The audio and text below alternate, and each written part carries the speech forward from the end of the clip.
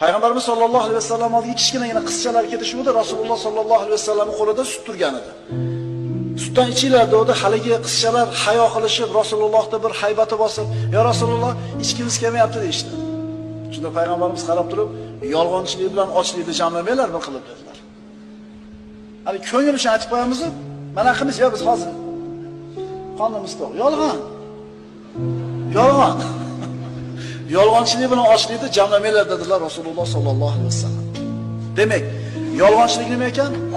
Gapirayotgan so'zingizni voqelikka to'g'ri kelmasligi. Birodalar, gunohkor odam doim yolg'on gapiradi. Qarang, o'g'irlik qilgan odam albatta yolg'on gapirish kerak. Qarangda, qaysi gunoh qilayotgan bo'lmasam, fosiq, fojir odam albatta yolg'on gapiradi. Yoki men sizga Xitoydan narsasini koreyskida o'tkazapman demaydi-da. Kishi rostgo'y bo'lar ekan, demak doim xayriyat ustun.